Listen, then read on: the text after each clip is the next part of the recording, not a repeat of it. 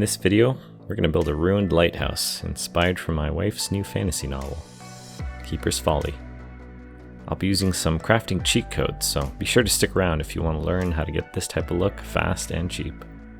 The main motivation and inspiration for the build comes from Keeper's Folly. The ruined lighthouse from the book features as an interesting visual catalyst that I wanted to capture in a terrain build. Plus, my wife mentioned that she put the lighthouse in the book specifically because she knows I like ruined, abandoned architecture, so how could I resist? Let's get started. Starting off with some reference images I dug up online, which I mostly ignore, and an MDF base cut with a jigsaw. Measurements across are roughly 14 inches. I then get an object that's going to give me a quick diameter for the lighthouse interior. A paint can will do the trick. In some of the reference images, the lighthouses actually extend into the ground quite a bit to have a good foundation, so I wanted to replicate that here as well. This lighthouse will be embedded into the cliffside. To bulk out the ground and get my shapes right, I just grabbed the first bits of material I have lying around. A 3D printing filament box, which I cut into, and some packing foam that came with my Anycubic Viper. Because of the technique we're going to use for the cliff face, the material doesn't matter a whole lot here. I could have used XPS foam to make the hill, but this is cheaper and we'll get great results.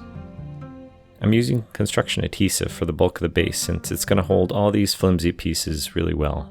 It's also really tacky, so it helps in the construction process. Make sure you wear gloves if it's the first time you're working with this. Not the end of the world if it gets on your skin, but you need to clean it off right away before it starts to set. It can also ruin your clothes, so there's no real way to remove it once it hardens. As I'm cutting the packing foam, I mostly just try and remove the square boxy appearance and give it some organic shapes. The silhouette is the important thing to nail down, not so much the details at this point. To get the foundation of the lighthouse started, I cut some very large XPS bricks on my homemade hot wire table. Fun fact, the arm that holds the wire in place came from an old chair. These large bricks will largely be hidden underneath the rubble, so don't spend too much time carving them and texturing them. I used a marker to circle out where my walls will go, and then I lay bricks until I get to the ground level of the structure. Hot glue lets me get this done fast, and again, most of the interior will be dark and obscured, so I'm not worried about hot glue stringing just yet. While we build the foundation, let me read you a short excerpt from the summary of Keeper's Folly. I'll put links in the description if you want to check the book out, and also a free STL if you want to print out Evelyn, the protagonist of the story. First there's peace, then there's war, and then it repeats. But you knew this.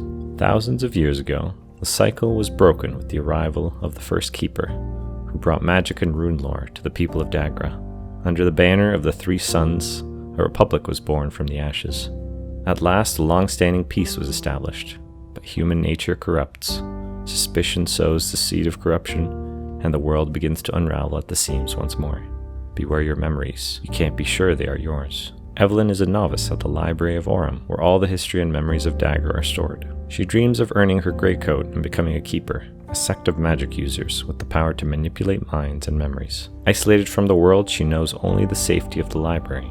As she hones her magic, she begins to uncover secrets better left buried and dabble in politics beyond her understanding. As we get to the last row, I add some variety by putting the bricks vertically and then come in with a knife to even out the row. Now let's mix our first cheat code. I'm talking about joint compound specifically here. I like working with the powder and mixing it myself instead of the premixed stuff, since I can control the consistency and also get a mixture that dries really fast. Plaster of Paris works as well, but it's a lot harder to work with once it sets. I mix a bit of cellulose insulation to my first batch so we can bulk out the ground a bit more and help it dry faster. I'm basically slathering this on to all the packing foam and even around some of the XPS foam inside. I realize at this point I should be trying to keep my cutting mat clean, so I pull out a sacrificial piece of cardboard to protect it. Having a bucket of water nearby to clean off your fingers and other surfaces periodically is also very handy. Now I'm going to show you why joint compound is easier to work with. Once dry, you can come in and sculpt parts of it with a knife or other tools. In this case, I cut a gouge into the side of my cliff, so I can now insert some horizontal pieces of dried plaster, giving some detail and appearance of sediment layers. I'll come in later with some more joint compound to smooth the transition over.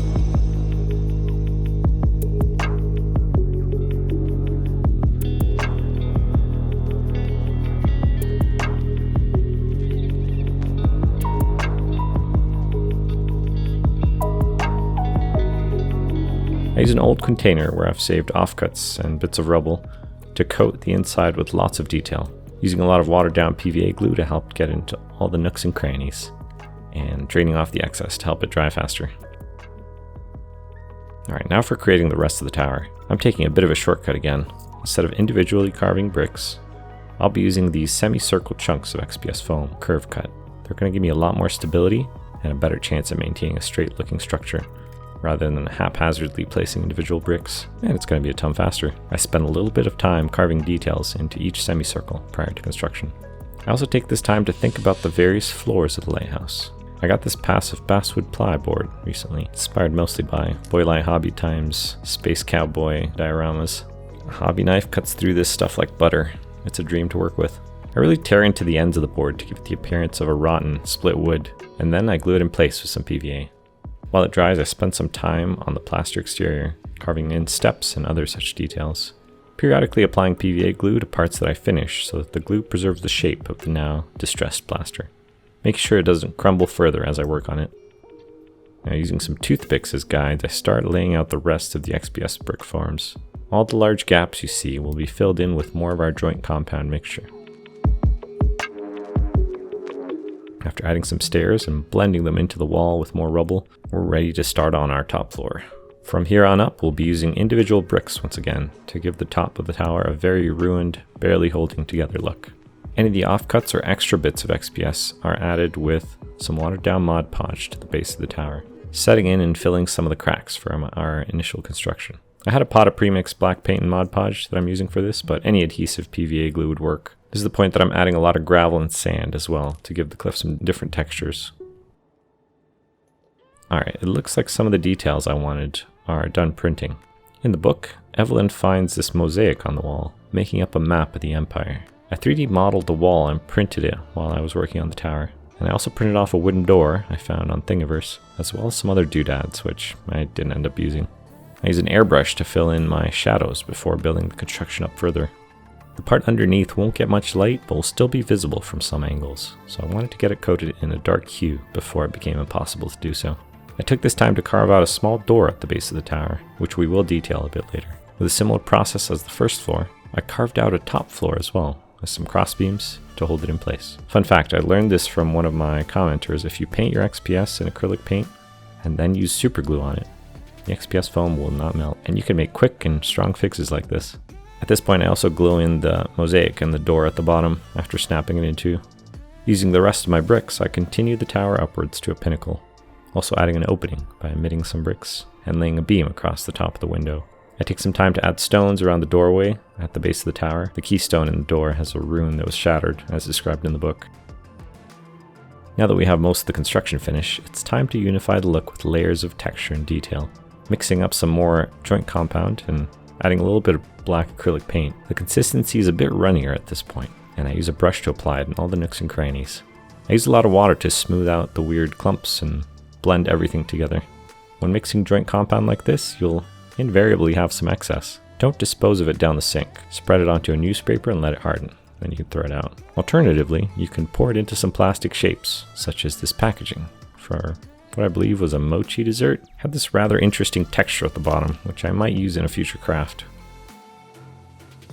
Alright, once the joint compound is dry, I come in with some coarse gravel to blend in the mosaic with the rest of the wall. The pebbles are of a similar size, so they should work well to unify the defined mosaic stones. Everything now gets a coat of black gesso, and a quick gray spray prime from above to give some zenithal highlights.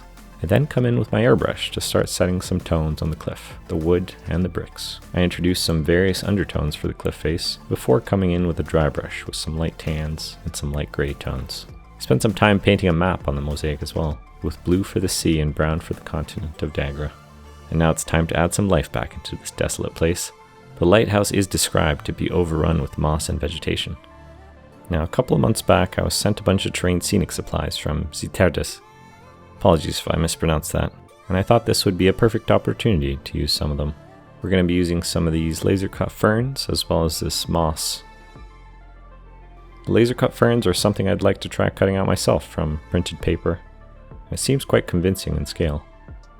Now the moss comes in pale yellow as well as some bright and dark greens, and it really does make for the perfect vines to be glued onto the sides of the building. Together with a mix of sawdust and foam flock, we can get a lot of variety in foliage. I even came in with a bit of static grass in several layers and passes to give it even more depth. Now all that's left to glue in is my little painted miniature of Evelyn, the protagonist, as she investigates the lighthouse mosaic for a long-lost keeper knowledge.